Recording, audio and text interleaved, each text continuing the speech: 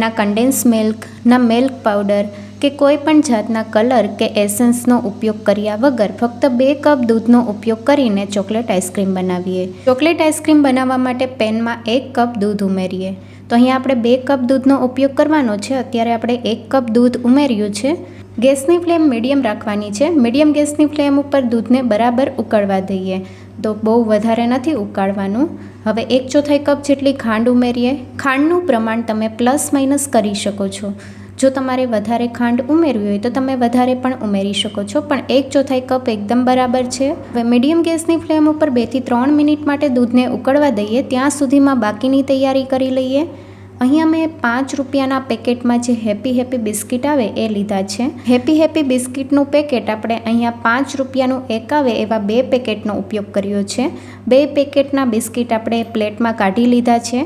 તમે હેપી બિસ્કિટની જગ્યાએ કોઈ પણ ચોકલેટી ફ્લેવરના બિસ્કિટ લઈ શકો છો, પણ અહીંયા ક્રીમવાળા બિસ્કિટનો ઉપયોગ ન કરવો. હવે મિક્સર જારમાં બિસ્કિટને ક્રશ કરીને ઉમેરીએ. મિક્સર જારમાં બધા બિસ્કિટ ક્રશ કરી લઈએ અને તેનો એકદમ ફાઇન પાવડર તૈયાર કરી લઈએ. બિસ્કિટમાં લોટ, મિલ્ક પાવડર અને બટર હોય છે, એટલે જ્યારે આપણે દૂધમાં ઉમેરશું ત્યારે આઈસ્ક્રીમનો બેઝ એકદમ થીક તૈયાર થશે. તો અલગથી આપણે કોર્નફ્લોર કે મિલ્ક પાવડર કે કન્ડેન્સ મિલ્ક ઉમેરવાની જરૂર નહીં પડે.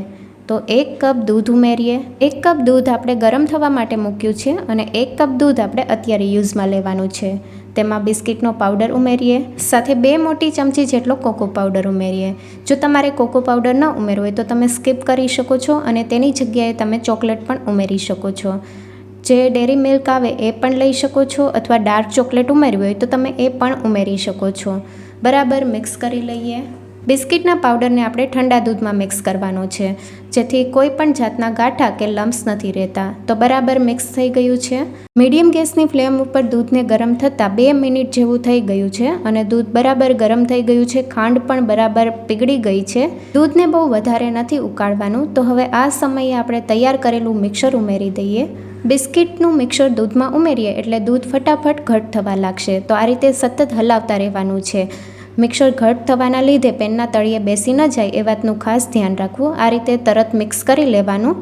તો આ રીતે સતત હલાવતા રહેવાનું છે, જેથી મિક્સર પેનના તળિયે ન બેસે. તો થોડી જ વારમાં મિક્સર ઘટ થવા લાગશે. લગભગ 3 મિનિટ જેવું થઈ ગયું છે અને મિક્સર આ રીતનું ઘટ થઈ ગયું છે. હજી થોડી વાર માટે થવા દઈએ. મીડિયમ ગેસની ફ્લેમ ઉપર મિક્સરને કૂક થતાં 3 થી 4 મિનિટ જેવું થઈ ગયું છે અને મિક્સરની કન્સિસ્ટન્સી આ રીતની ચમચામાંથી પડે એ રીતની છે. મિક્સર ચમચાના પાછળના ભાગને પણ બરાબર કોટ કરે છે. જેમ ઠંડુ થશે તેમ મિક્સર વધારે થીક થશે. તો હવે ગેસની ફ્લેમ બંધ કરી દઈએ અને પેનને નીચે ઉતારી લઈએ. મિક્સરને ગેસ ઉપરથી ઉતાર્યા બાદ 2 થી 3 મિનિટ માટે આ રીતે હલાવીને ઠંડુ કરી લઈશું, જેથી મિક્સર ઉપર તર પણ ન જામે અને કોઈ પણ જાતના ગાંઠા ન થાય. મિક્સરમાં કોઈ પણ જાતના ગાંઠા નથી વળ્યા અને એકદમ સ્મૂથ મિક્સર તૈયાર થયું છે. મિક્સરની કન્સિસ્ટન્સી તમે જોઈ શકો છો, રિબનની જેમ પડે એ રીતની છે, જે એકદમ પરફેક્ટ છે. 3 થી 4 મિનિટ જેવું થઈ ગયું છે અને મિક્સર એકદમ ઠંડુ થઈ ગયું છે. ખૂબ જ ઓછી મહેનતમાં આપણો આઈસ્ક્રીમનો બેઝ તૈયાર થઈ ગયો છે.